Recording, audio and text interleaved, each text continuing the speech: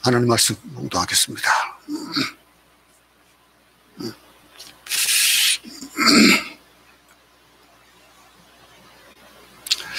히브리서 2장 5절로 9절입니다. 다 같이 한 목소리로 합독하겠습니다. 하나님이 우리가 말하는 바 장차올 세상을 천사들에게 복종하게 하심이 아니랴. 그러나 누구인가가 사람이 무엇이기에 주께서 그를 생각하시며 인자가 무엇이기에 주께서 그를 돌보시나이까. 그를 잠시 동안 천사보다 못하게 하시며 영광과 존귀로 관을 씌우시며 만물을 그 발 아래 복종하게 하셨느니라 하였으니 만물로 그에게 복종하게 하셨은즉 복종하지 않은 것이 하나도 없어야 하겠으나 지금 우리가 만물이 아직 그에게 복종하고 있는 것을 보지 못하고 오직 우리가 천사들보다 잠시 동안 못하게 하심을 입은 자 곧 죽음의 고난 받으심으로 죽음의 고난을 받으심으로 말미암아 영광과 존귀로 관을 쓰신 예수를 보니 이를 행하심은 하나님의 은혜로 말미암아 모든 사람을 위하여 죽음을 맛보려 하심이라. 아멘. 지난 시간에 우리는 히브리서 2장 1절을 시작하면서 그 한 접속사를 봤습니다. 그러므로라고 하는 접속사를 봤습니다. 이 히브리서 1장 전체를 요약을 하고 2장을 이어가면서 그 1장과 2장이 끊어진 그런 맥락이 아니고 이 연결하는 단어로서 1장에서 얘기했던 하나님의 아들인 예수 그리스도께서 인간으로 오셔서 이 세상에 오셔서 사탄과 싸워서 승리하신 그 승리를 얻으셨으므로 그러므로 이렇게 시작한다고 말씀을 드렸습니다. 예수 그리스도는 또 만유의 주요 또 만물을 붙드시는 분으로서 능력의 이름 아름다운 이름을 가지신 분이므로 라는 말로 또 바꿀 수도 있다고 그렇게 말씀을 드렸습니다. 히브리서 2장에 그러므로 우리가 해야 될 일들 가운데서 2장에서는 이 경고의 말씀이 몇 가지가 나옵니다. 그러면서 그렇기 때문에 우리는 어떤 삶을 살아야 되느냐라고 하는 것들을 얘기하거든요. 그러면서 그 경고 가운데 첫 번째 경고가 뭐라고 그랬습니까? 2장 1절에서 얘기하고 있는 것. 2장 1절에서 그러므로 우리는 들은 것에 대옥 유념함으로 우리가 흘러 떠내려 가지 않도록 함이 마땅하니라 그랬습니다. 우리가 들은 것에 더욱 유념함으로 우리가 흘러 떠내려가지 않도록 조심하라 그랬습니다. 우리 지난 1절부터 2절 4절까지 지난주에 돌아봤던 그 말씀을 제가 한번 쉬운 말로 한번 풀어보겠습니다. 그러므로 우리는 이미 들은 그 진리를 더욱더 굳게 마음속에 간직해야 된다. 그렇지 못하면 진리에서 떠나서 표류할 수밖에 없게 된다. 그렇게 그랬습니다. 천사들이 말한 것도 항상 진리로 인정되어서 그 말을 따르지 않는 사람은 어느 때나 벌을 받았다. 그랬습니다. 그런데 하물며 주 예수께서 친히 말씀하시고 그 말씀을 들은 사람들이 전해준 이 위대한 구원에 대해서 무관심하다면은 그렇다면은 어떻게 우리가 그 벌을 피할 수 있겠느냐라고 또 3절에서 말하고 있는 겁니다. 그 4절에서는 하나님께서는 이 구원의 말씀이 참되다는 것과 그것을 표징과 놀라운 일들로 여러 가지 이적들로 증명했다 그랬습니다.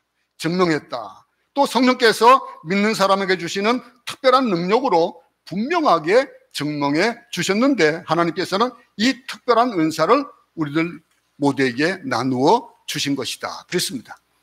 이게 우리 앞에 1절부터 4절까지의 말씀입니다. 그런데 우리가 이 간절히 삼가고 지키라는 이 경고의 말씀을 보면서 다시 개역 한글에 써 있는 말씀을 드렸습니다. 더욱 간절히 삼가라라고 이렇게 표현되어 있다고 그랬습니다. 물론 번역본에 따라서 번역이 조금씩 다르긴 합니다만서도 어쨌든 히브리서 2장 1절에서는 더욱 간절히 삼가라. 뭘 삼가야 되나 이거죠. 그 진리를 더욱더 굳게 마음속에 간직해야 된다 그랬던 거거든요. 이 간절히 삼가고 지킬 크고 놀라운 구원, 그 3절에서 이 처음에는 예수님에 의해서 선포된 구원이고 그 다음에는 들은 자들이 우리에게 확증한 것이다 그랬습니다. 그런 일들, 우리가 염려할 부분들이 어떤 염려가 되어진다고 그랬습니까? 염려하는 것. 작은 배를 타고 가다가 그 배를 타고 이 바다에 나가서 낚시하는 사람들이 종종 있습니다. 작은 배를 타고 낚시하러 나가다 보면은, 그러다 보면 닻을 내리지 못하고 큰 배들은 분명히 이제 닻을 내릴 수 있으니까 정박을 할 수가 있습니다. 근데 작은 배들은 자기도 모르게 그냥 조류에 따라 흘러가는 거예요. 흘러가다 보니까 자기도 모르는 사이에 해변에서부터 멀리 떨어져 버리는 그런 일들이 참 많습니다. 그런 일들, 이 처음에는 해변 근처에 있었는데 점점 멀어지듯이 이 히브리서 저자는 하나님의 말씀에 관심을 기울이지 않는 그리스도인들은 이렇게 위험 속으로 흘러 떠내려갈 수밖에 없다, 그렇게 지금 설명하고 있는 거예요. 흘러 떠내려가는 과정은 당사자가 전혀 느끼지 못하는 거예요.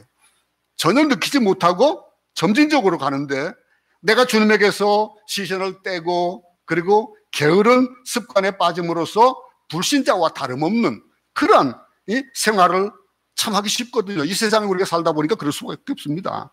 따라서 내가 언제나 아는 그런 지식이, 주님을 아는 그 지식이 계속 자라도록 하고 또 그분에게 복종하지 않으면 안 된다라는 거예요. 확실하기 위해서, 그래서 우리의 삶을 점검하라는 얘기예요. 날마다 점검해야 된다는 거예요. 이거는 오늘 하고 내일 안 할 수 없는 것이고, 점점 더 심각할수록 심각하게라도 그렇게 우리가 점검을 해야 된다는 겁니다. 그 율법을 범한 사람들도 처벌을 받았는데 그보다도 더 영광스러운 복음은 더욱 진지하게 다루어져야 할 것이다 라고 하는, 내 신앙생활은 앞에 있는 목표를 향하고 있느냐, 그저 떠내려가고 있느냐, 이렇게 물었었습니다. 그러면서 영적인 삶이 흘러 떠내려가도록 하는 그런 사람들은 온갖 의심으로 스스로를 괴롭히게 된다 이거예요. 하나님이 나와 함께 하시는가? 하나님이 이 어려움 속에서 내게 원하시는 뭘까라고 하는 것들을 생각하지 않고 그냥 나를 사랑하지 않는가 보다, 나를 떠나 계신가 보다라고 의심할 수밖에 없는 거예요. 그게 내가 복음을 진정으로 믿고 있고 또 복음이라는 것이 정말 믿을 만한 가치가 있다라고 생각하냐 이거예요. 그것이 이 히브리서 저자가 사실은 우리에게 주시는 말씀이거든요. 오늘 우리에게 매일매일 주시는 말씀이에요. 우리가 어떻게 구원의 확증을 가질 수 있느냐라고 하는 것, 이 몇 가지 이유가 제시되어 있습니다. 복음은 예수님에 의해서 말씀된 바고 우리가 보여준 것으로서 우리가 봤다는 거예요. 증거든. 그리고 하나님께서 기적으로 복음을 확정하셨고 선포된 말씀으로 은사를 나누어 주심으로 확증했다 이거예요. 하나님의 복음은 역사적인 증거와 또는 성령을 믿는 많은 사람들의 삶 속에서 역사하시는 그러한 성령의 사역 모두에서 확증되었다라고 하는, 그것이 그냥 공중을 떠다니는 얘기가 아니고 확증이 되어져 있는 거라는 거예요. 그러니까 우리가 어떻게 살아야 되느냐라고 하는 것들을 앞에서 말씀하고 있는 거예요. 지난 1절부터 4절까지가 그런 말씀을 나눴던 겁니다. 나는 사람들에게 예수님께서 구주이심을 믿게 하는 그런 데에 우리에게 주어진 그 영적 은사를 잘 사용하고 있냐라고 하는 거예요. 이 12장 1절에 보면은 구름같이 둘러싼 허다한 증인들에 대해서 말하고 있거든요. 근데 구름같이 둘러싼 허다한 증인이란 누구들입니까? 이 11장에서 소개된 믿음의 사람들에 대한 것들을 쭉 설명해 주고 있어요. 앞으로 이제 11장, 12장 공부하겠습니다만서도 11장 1절부터 3절에 보면은 믿음은 바라는 것들의 실상이요 보이지 않는 것들의 증거니 선진들이 이로써 증거를 얻었느니라. 믿음으로 모든 세계가 하나님 말씀으로 지어준 줄을 우리가 아나니 보이는 것은 나타난 것으로 말미암아 된 것이 아니니라 그랬습니다. 자, 봅시다. 이 말씀으로 시작해서 11장은 아벨을 시작해가지고 믿음의 사람들을 쭉 설교를 했습니다. 그 11장에서 믿음의 사람들을 쭉 열거하면서 그러면서 그들이 뭘 지켰냐 이거예요.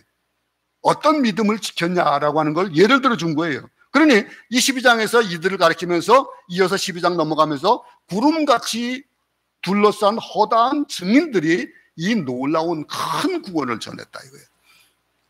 근데 모든 것들을 제가 그런 말씀드리잖아요. 자주 말씀드리죠. 나는 예수님이 말씀하시거나 하나님 말씀하시는 그들이 그 모든 것들이 나는이라고 적용을 시키자라고 말씀을 나눕니다.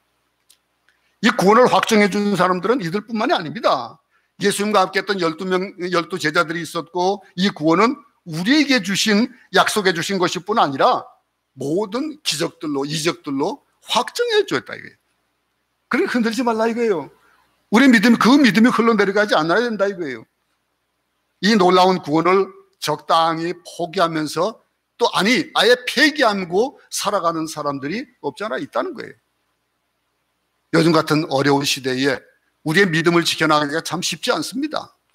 그 믿음을 지켜나간다는 것, 그 믿음 속에서 우리가 어떤 삶을 살아야 되냐라고 하는 것, 이게 앞에 2장 1절부터 4절을 보면서 놀라운 구원의 축복이 우리 삶에서 계속되어져야겠다. 계속되기 위해서 우리는 항상 깨어서 그러면서 이 구원을 만끽하면서 살자. 그렇게 지난 시간에 결론을 내렸었습니다. 오늘 우리는 이제 5절부터 9절을 볼 건데, 똑같은 사물을 봐요. 근데 똑같은 사물을 보는데 한 면만 보는 것과 입체로 전체를 다 보는 것은 전혀 다른 관찰이 나옵니다. 그래서 전혀 다른 이해를 낳습니다. 우리가 빙산의 일각이라는 말이 있죠. 빙산은 위에 나와 있는 것 조금밖에 안 나와 있지만 그 밑에는 엄청나게 큰 것이 숨어 있는 것을 우리는 압니다. 또 우리가 장님이 코끼리 다리 만지는 격이다 그러잖아요. 응? 어떤 단편적인 것을 가지고 얘기하지 말자 이거예요. 그 가운데 특별히 오늘 이제 2장에서 예수님에 대한 말씀을 좀 나눕니다. 그러면서 그 예수님을 아는데, 우리가 아는 그 예수님, 내가 아는 나에게 어떻게 적용되어진 예수님이냐라고 하는 것, 이 인간의 이해가 가지는 한계를 우리가 표현해 줬던 이런 속담만 가지 않는다 할지라도 우리는 그것을 매일매일 이해해가면서 살아갑니다. 인간은 하나님을 이해하는데, 예수님을 이해하는데 많은 한계를 가지고 있어요. 2000년 전에 계셨으니까 우리가 잘 모르죠. 아니요. 그런 것이 아니고 예수님은 인간의 능력으로 이해할 수 있는 분이 아닙니다. 우리는 예수님 믿죠? 믿는다고 그럽니다. 구원받았습니까? 예수 그리스도를 개인의 구주로 영접했습니까? 아주 쉽게 그 질문할 수가 있어요. 질문에 답을 할 수 있어요. 아주 쉽게 대답할 수도 있습니다. 예. 단순하게 예수님이 우리를 위해서 피 흘려 돌아가셨고 우리의 무거운 짐을 대신 지셨다는 그 기본적인 사실만 이해하고 그런 측면에서 생각하기가 참 쉽습니다. 안 그렇습니까? 근데 그 예수님이 나와 어떻게 적용되어져 있느냐라고 하는 것. 예수님은 우리가 알고 있는 그거보다도 훨씬 더 깊으신 분이고요. 더 다양하고 놀라운 모습을 가지고 계신 분이 예수님입니다. 그 예수님. 근데 우리가 예수님을 다 이해하지 못하는 까닭은 그분이 누굽니까? 그분이 본래 하나님이시기 때문에 그래요. 하나님이시기 때문에. 인간으로는 누구나 예수의 모습을 다 그려보거나 이해해 볼 수가 없습니다. 하나님이시니까. 우리가 알지 못하는 것, 우리의 이 작은 머리 가지고, 작은 지식 가지고 그 예수님을 그냥 테두리 안에 가두어 두고 있지만은 그것이 아니라는 거예요. 응?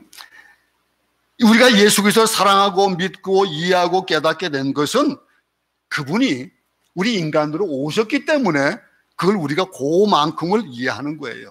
그런데 그분은 하나님입니다.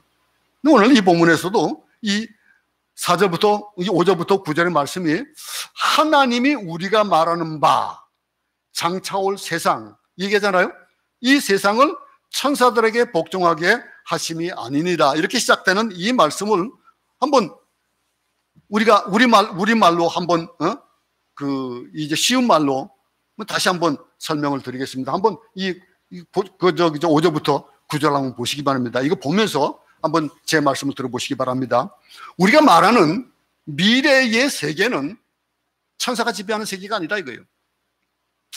그것은 다윗이 시편에서 이렇게 말하는 바를 보고서 알 수 있듯이 그것이 이제 시편 8편 4절부터 6절에 대한 말씀입니다만, 인간이란 이렇게 보잘것없는 것이거늘 어찌하여 주님은 그토록 우리를 생각해 주시느냐. 그러면서 인간이 무엇이라고 주께서 이렇게 보살펴 주십니까? 그렇게 얘기를 하고 있는 거예요. 그러면서 7절에서 조금 못하게, 그를 잠시 동안 천사보다 못하게 하시며, 근데 이 조금 못하게 지으셨어도 영광과 존귀랑은 아름다운 화관을 씌워주셨다 이거예요. 그러면서 주님 지으신 것 다스리게 하시고 온갖 피조물들을 발 앞에 두게 하셨다. 우리는 아직 이 말씀이 완전히 실현된 것을 보지는 못하지만은 오직 우리는 잠시 동안 천사보다 낮았다가 우리를 위해서 죽음의 고난을 받으심으로써 지금은 영광과 존귀의 면류관을 하나님께 받으신 예수를 배웠다. 참으로 하나님이 그 크신 은혜로 말미암아서 예수께서는 온 인류를 위해서 죽음의 고난을 당하셨다. 그렇게 말씀하고 있는 겁니다. 여러분, 인간이 알고 있는 것, 우리가 잘 알고 있는 것 같았는데 우리가 알고 있는 것이 알고 있는 대로가 아니라는 거예요. 이 장차 올 세상에 대한 것들도 우리가 가지고 있는 그런 좁은 지식 가지고 아는 그런 것이 아니라는 거예요. 그러면서 이 히브리서 1장에 예수님은 실로 만유의 주님이시며 우리를 우주를 창조하신 창조주다 그랬거든요. 근데 우리가 예수님을 이해하지 못하는 그 이해함, 근데 아무리 신앙 깊고 기도를 많이 한 사람이라도 자 이해 보세요. 이 영광의 광채, 그 본체의 영광을 형상을 이해할 수 없다라고 하는 것들이 아마 이해가 갈 겁니다. 이 우리가 영광이라는 말을 참 씁니다. 근데 이 영광이라는 것을 그냥 쉬운 우리의 말로 생각해 본다면은 어떤 일들에 대해서 그 결과를 보고 우리가 생각할 때 참 그 일이 이러이러한 참 큰 것이구나라고 하는 걸 깨닫기도 해요. 근데 가만히 이해해 보세요. 가만 봅시다. 저 이북에 있는 사람들이, 이북의 사람들이 또 광신자들이 또 뭡니까? 그들의 뭐라고 해야 됩니까? 주인이라고 해야 됩니까? 그들을 섬기는, 그 광신도들이 섬기는 그가 어떤 사람이, 우리가 볼 때는, 우리가 섬기지 않는 사람이 볼 때는 그 사람 똑같은 사람이고 정말 어떻게 저렇게 믿지? 라고 하는데 그들은 안 그러잖아요. 김일성 또 김정은 그들이 뭔데 막 눈물을 흘리면서 막 그냥 난리를 부리잖아요. 안 그래요? 근데 그걸 왜 그럴까요? 그들에게 있어서는 그 영광으로 그를 대하는 거예요. 우리는 하나님을 섬기면서 그 영광의 그 단어에 대한 의미를 얼마나 생각하고 있나 이거죠. 여러분들은 하나님이 내게 어떤 존재입니까? 예수님이 어떤 존재입니까? 막 광신자들이 막 눈물을 흘리면서 막 그냥 손을 들고 하는 그런 믿음들 혹시 여러분 가져보셨습니까? 그 하나님의 영광, 그 영광의 광채, 참 우리가 기도를 할 때, 성경을 읽을 때, 그때 성령의 감동을 받고 성령의 도우심을 입을 때마다 그 모습이 강렬하게 드러나는 거예요. 하나님, 정말 우리 속에서 우러나는 그런 감탄사가 올라나는 그 일들, 그걸 경험하지 않으면은 이 단어를 잘 모르는 거예요. 영광의 광채라는 것을 이해할 수 없는 거예요. 그 본체의 형상을 이해할 수가 없는 거예요. 예수님이 진정 우리의 이해를 초월하는 분인데 우리가 자그맣게라도 이해할 수 있는 것. 야, 하나님 정말 살아계시구나. 하나님이 일하셨다라고 하는 걸 우리는 깨닫잖아요. 여러분들 그런 것을 깨닫지 못하는 분이 있다면 참 다시 한번 생각해 볼 수 있기 바랍니다. 그 하나님께서 우리를 위해서 행하시는 그 일들, 우리는 그렇게 얘기를 합니다. 하나님께서 하나님 우편에 앉아 계시면서 그러면서 우리를 위해서 중보하고 계신다. 그 중보하심의 그 체험이 우리에게 얼마나 있냐 이거죠. 얼마나 우리 일에 간섭하시고 말씀하시고 붙들어 주시는, 우리에게 참 평화와 기쁨을 주시는 그 믿음과 용기를 주시는 그분의 내와 나의 삶 속에서 그분의 영광이 있냐 이거예요. 여러분 자녀가 잘 되면 어떡합니까? 그 누구 자식이야? 하고 아버지 이름들이, 엄마 이름들이 높아지는 겁니다. 근데 우리가 어떻게 사느냐라고 하는 거, 우리가 제대로 살지 못하니까 세상 사람들은 교회를 욕하는 거예요. 근데 교회를 욕하지만은 그들이 그 욕을 하는 그들이 예수님을 욕하냐? 아니에요. 예수님 욕하지 않습니다. 예수님 성인이라고 인정하고 그래요. 왜 그렇습니까? 사람을 지적하는 거예요. 그게 우리는 하나님의 영광된 영광을 올려주지 못하는 그분. 이 7절에서 뭐라고 쓴 거예요? 예수님이 영광과 존귀의 관을 쓰신 분이다 그랬는데, 우리는 일국의 왕을 맞이할 때도 여러분 교황에 오면은 어떻게 합니까? 가톨릭 신자도 어떻게 합니까? 난리 나잖아요. 예?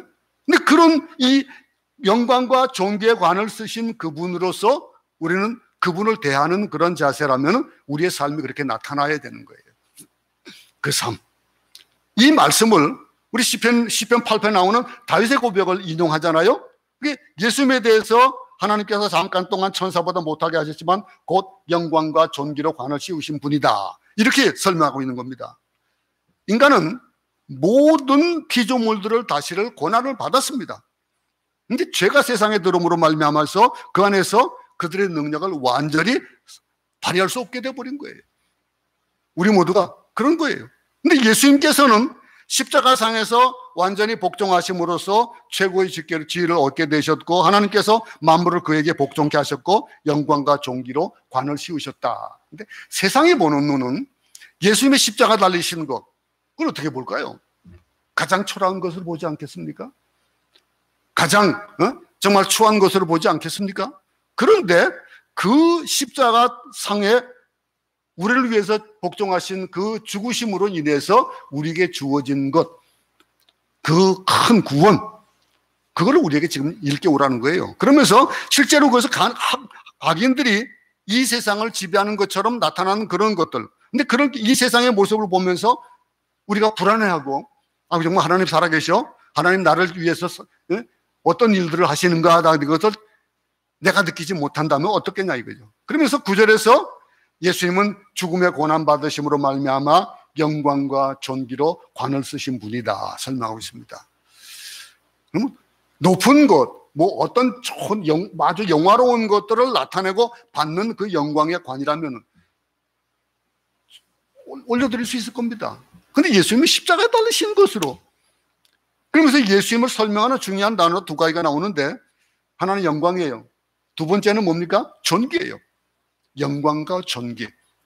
여러분, 세대가 나이 든 사람들을 우습게 여기는 세대를 살아갑니다. 근데 그들이 존재하지 않았다면은 아마 지금 젊은이들이 없는 거예요.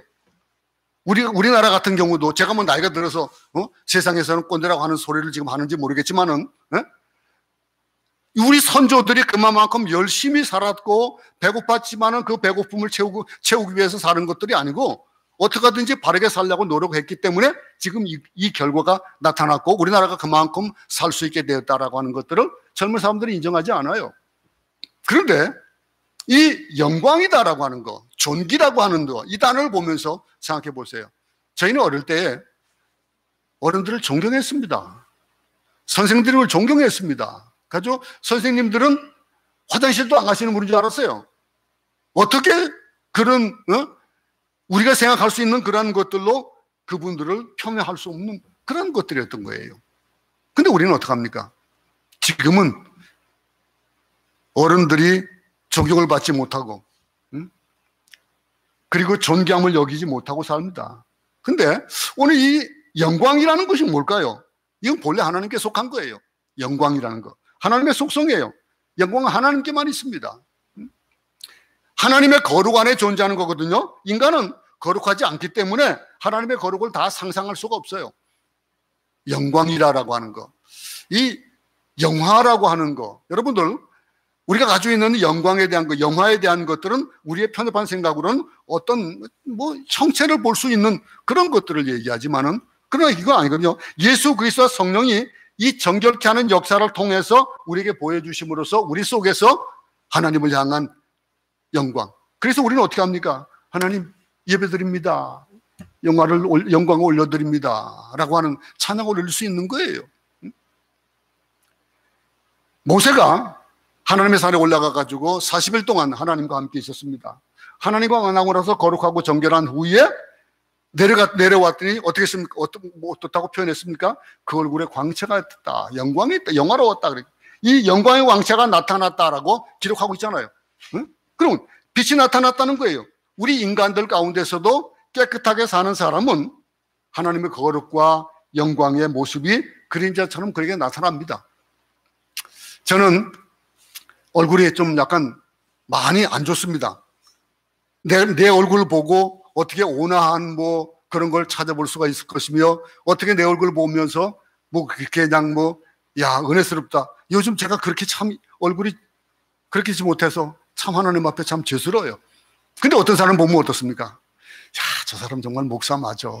목사같이 생겼어. 참 영광. 그런 분들이 얼마나 많아요. 그 속에 정말 예수님이 계신 것들이 얼굴로 나타나는 삶, 행동으로 나타나는 삶, 그런 게 얼마나 많습니까? 이 깨끗하게 사는 사람들, 정말 예수님의 이름대로 사는 사람들은 그렇게 나타나요. 여러분, 우리가 그 눈을 보면은 참 맑고 깨끗하고, 그를 보면은 그 표정 가운데서 하나님이 살아계신 것을 느끼고, 우리는 가정을 살다 보면은 저 사람 참 행복해 보인다라고 얘기를 합니다. 저 사람은 참 불행해 보인다. 삶에서 나타나는 것들이에요. 근데 그 삶에서 나타나는 것들, 그걸 보면서 우리는 저 사람 참 행복해 보이네 라고 하는 어떤 마음이 들까요? 부러움이 들죠. 그러면서 행복해지고 싶고, 그럼 저 사람이 도대체 어떻게 했기에 저럴까? 저 사람은 뭐 때문에 저렇게 얼굴에 광채가 나고 저렇게 온화한 표정이 될까? 그분이 가지고 있는 것이 뭘까? 그 속에 있는 것이 뭘까? 궁금하지 않겠어요, 사람들이? 우리에게 나타나야 될 것이 그런 것들이 나타나야 된다는 거예요. 왜냐하면 이 모세가 하나님을 만나고 나니까 그 얼굴의 광채가, 영광의 광채가 나타났다라고 기록되어 있잖아요. 그럼 우리가 삶 속에서 하나님의 영광 가운데서 우리가 살아간다면 우리에게도 그렇게 빛이 나타나야 되는 거예요. 그렇게 나타나지 않는다는 거, 제가 제 얼굴이 그렇게 나타나지 않는다는 건 내가 하나님과 좀 더 가깝게 있지 못하다는 것과 동일한 얘기예요. 여러분, 우리의 거룩과 그 영광의 모습이 그림자처럼 나타나는 그런 삶, 욕심과 사심이 없는 사람들은 그 얼굴에 광채가 나잖아요. 그런 삶이 되지 않겠습니까? 영광은 거룩 안에 나타나는 하나님의 빛이다 그랬습니다. 그 빛, 예수님은 십자가 죽음을 앞두시고 어떤 기도를 하셨습니까? 십자가를 앞에 두고 아버지여 때가 이르렀사오니 아들을 영화롭게 하사 아들로 아버지를 영화롭게 하옵소서 그랬어요. 때가 이르렀는데 십자가에 돌아가시는 것인데 어떻게 그것이 아들로 아버지를 영화롭게 하는 것이냐. 참 의아해 볼 수 있는 말씀입니다. 영광이신 하나님이 예수님에게 영화의 관을 씌워주신 것은 십자가로 결론 지어진 거거든요. 그 십자가예요. 하나님의 아들을 영화롭게 하신 방법은 그 아들을 십자가에 죽이는 것이 영화로운 것이었어요. 좀 이해가 가십니까? 우리는 이게 잘못 생각할 수가 있는 것들이에요. 세상의 눈으로 보면은 그 죽음이라는 것, 십자가에서의 죽음 이후에 하나님이 예수 그리스도를 부활시키심으로써 영광의 광을 씌워주셨어요. 우리는 그것을 믿습니다 합니다. 근데 믿는 그 믿음 속에서 우리가 그 하나님의 영광을 우리가 내 것으로 살고 삼고 살 수 있는 방법은 뭘까요?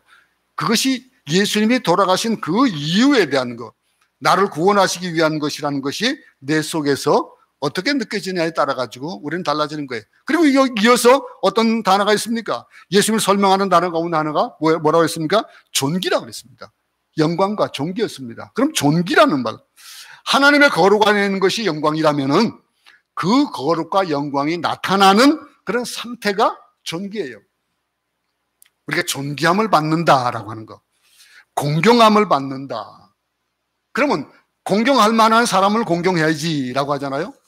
보통 보면은 너 선배인데 말이야, 선배 대접도 안 하고 그런 얘기를 많이 하죠. 그죠? 아니 선배인데 내가 나이가 있는데, 근데 하는 얘기들이 그렇게 안 하는 사람들에게 뭡니까? 그 대접을 받을 만한 해야지 하지, 그렇게 얘기하거든요. 근데 이 존귀라는 것이 뭐예요? 쉬운 말로 그냥 우리가 가지고 있는 이 존경을 받는다라는 그런 단어로 한번 생각해 봅시다.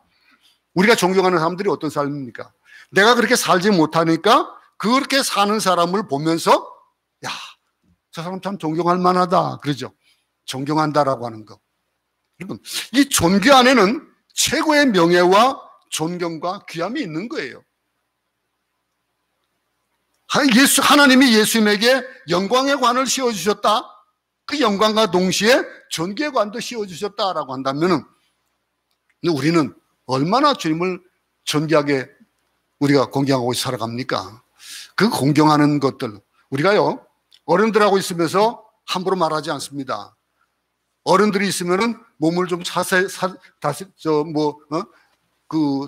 다스려야 되고 다소곳이 해야 돼요. 그죠? 그런데 함부로 막 하는 사람들 어떻습니까? 그 사람이 존경하는 사람이고 그 사람이 정말로 존귀함을 받을 만한 사람 앞에서는 어떻게 합니까? 자연히 무릎을 꿇고 또는 그에게 존경을 올려드리고 존귀를 올려드리는 거예요.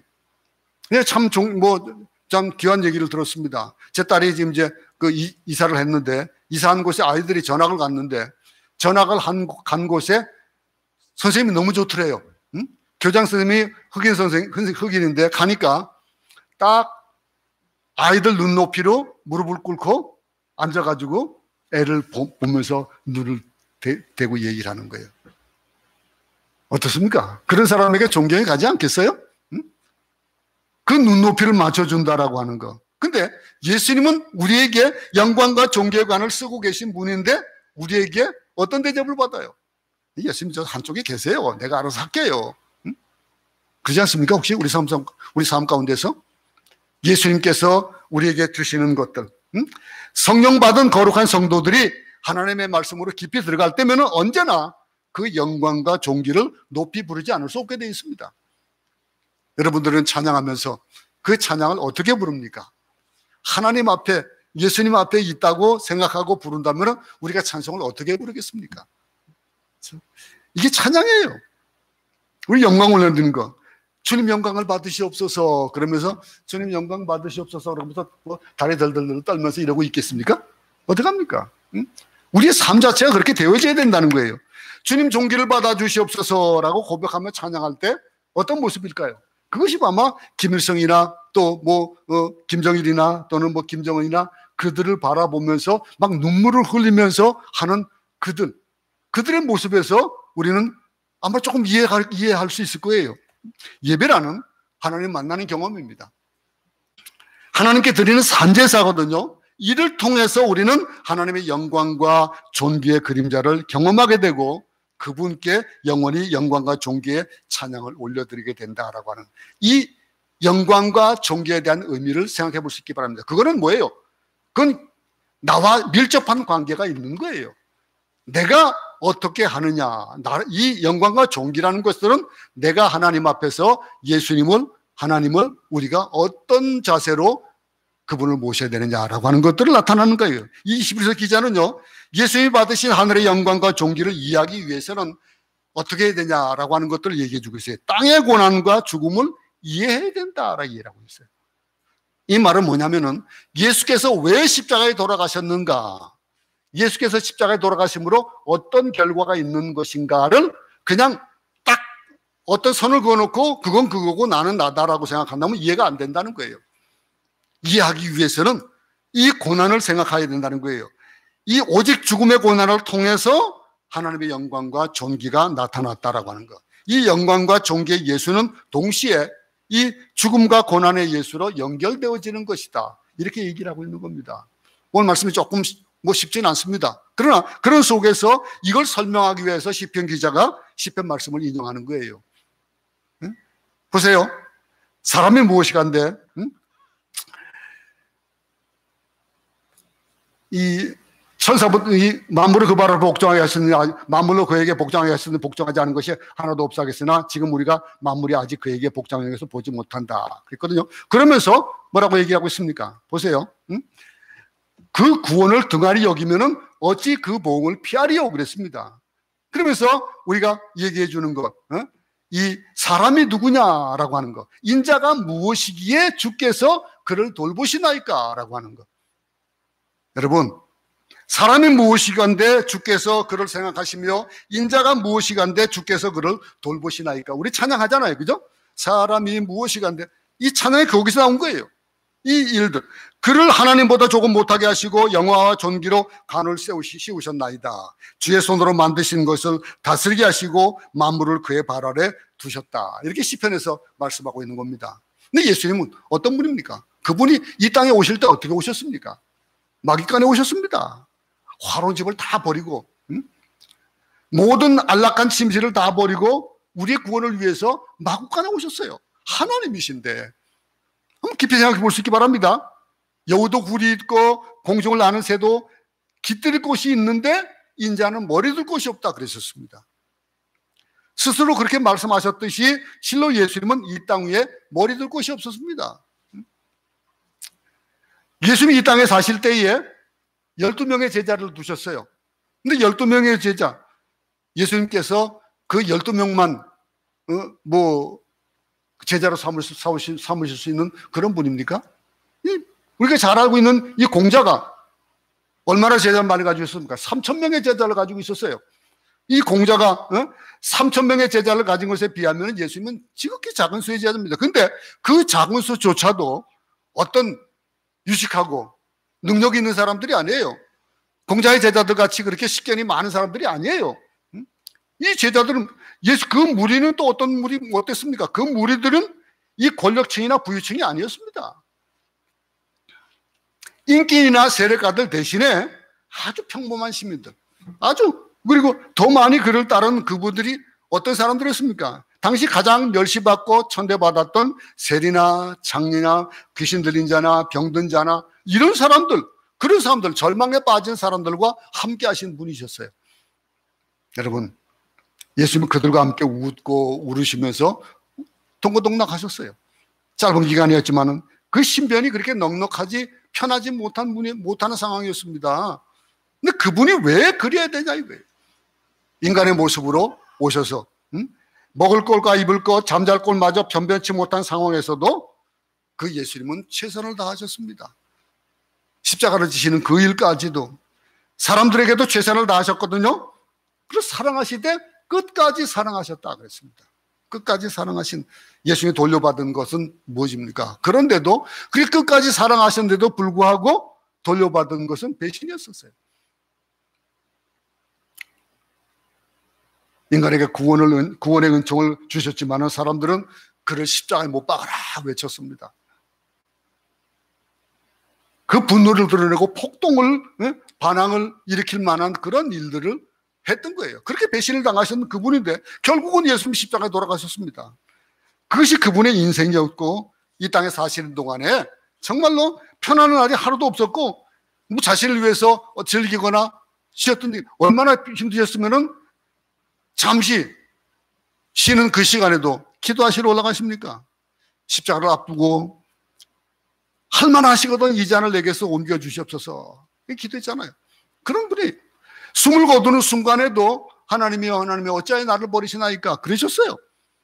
여러분, 그러한 고난과 죽음의 삶을 사셨기 때문에 모든 인류가 마셔야 될 그 쓰디쓴 죽음의 잔을 대신 드셨기 때문에 우리에게 미래가 있는 거예요.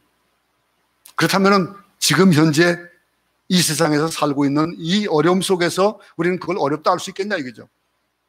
앞으로 이제 또 그 9절 이후에 보면은 예수님의 고난 받으심에 대한 얘기가 나옵니다. 근데 우리는 예수 믿으면은 복 받는다고 얘기하는데 왜 고난을 받느냐? 왜 예수님 우리에게 고난을 주실까라고 하는 얘기들을 우리가 많이 듣지만은 그것은 이제 다음 시간에 우리가 돌아볼 것인데 어쨌든 우리가 영원히 받을 축복과 은총의 시간을 예수님께서는 십자가로, 근데 그 십자가를 이해하지 않으면은 이 영광과 존귀를 이해할 수 없다는 거예요. 바울의 고백에는 로마서 8장에서 이런 고백이 있습니다. 생각하건대 현재의 고난은 장차 우리에게 나타날 그러한 영광과 비교할 수 없다 하겠습니다. 이 고백이 어떤 고백일까요? 우리가 잠깐 받는 현재의 고난은 우리에게 나타날 영원한 미래의 영광과 좋게 비교할 수 없다는 거예요. 영원을 생각하는 사람들은 현재에 받는 그 고난들을 고통스럽게 느끼지 않는다라고 하는 거예요. 그리고 영광과 존귀에 관한 생각하는 사람은 이 세상에서 받는 환난과 시련과 고난을 크게 느끼지 않는다. 그런데 우리는 어떡합니까? 조금만 불편해도 예수 믿음으로서 당하는 조금만 불편한 것들, 조금 어려운 것들, 이런 것들에 대해서 불평하고 불만하지 않아요?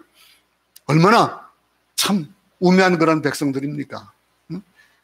우리에게 맡겨진 이 세상의 시간들은 사실은 잠깐이거든요. 그 잠깐의 시간을 그렇게 아등바등 살아가는 거예요. 이 짧은 세월 동안 우리가 살아야 되고 어떻게 살아야 되냐라고 하는 거. 십자가를 이해하고 그 하루엘의 삶, 짧은 시간들을 우리가 성실하게 살아야 된다라고 하는 거.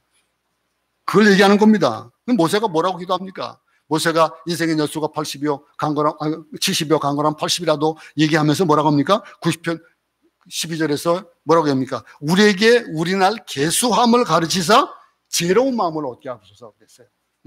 우리가 살아가는 이 날들에 대해서 그 날을 계수할 수 있는 그런 지혜로움이 있어야 되겠다라고 하는 거예요. 그러면 고난이 있어도 그 고난으로 생각할 수 없다라고 하는 거예요. 우리에게 필요한 것은 그런 기도가 바로 이 모세 기도 아니겠습니까? 하나님과 깊이 교제하는 사람은 때를 분별하고 아끼고 하나님을 위해 사는 법을 배우는 거예요. 영광과 존귀가 부활의 예수라면은 부활의 예수 영광과 존귀잖아요. 근데 그 고난, 죽음과 고난은 뭡니까? 예수님이 십자가의 예수예요. 오늘 십자가 예수를 생각하지 않고 그저 부활의 예수님만 생각하고 있는 우리를 볼 때가 참 많습니다. 지금 예수님 때문에 받아야 하는 고난이나 죽음이나 고통이 있다면은 우리의 미래에 우리의 영광과 존귀, 축복의 시간이 우리에게 놓여 있음을 기억하자라고 하는 거예요. 그러니 우리가 믿음을 지켜나가는 것이 얼마나 중요한 것인지를 깨달아 아는 거죠. 내가 받은 그 은혜를 아는 사람이 그걸 이겨나갈 수 있는 거예요. 그걸 모르면은, 이 영광과 존귀에 대한 의미를 모르면은 안 되는데, 우리는 그냥 부활의 영광만 생각하고 십자가의 고난은, 죽음에 대한 것들은 생각하지 않아요. 우리 예수 그리스도 통해서 우리 이 사실을 확신할 수 있어야 됩니다. 예수를 믿고 많은 복을 받았잖아요. 우리가 살아가면서 나는 그냥 받은 복이 별로 없는 것 같은데요 라고 하는 분은 그 참된 복을 의미를 모르는 분이죠. 여기 앞에서 얘기했던 큰 구원이라고 하는 그 전제가 있어야 된다라고 하는 거예요.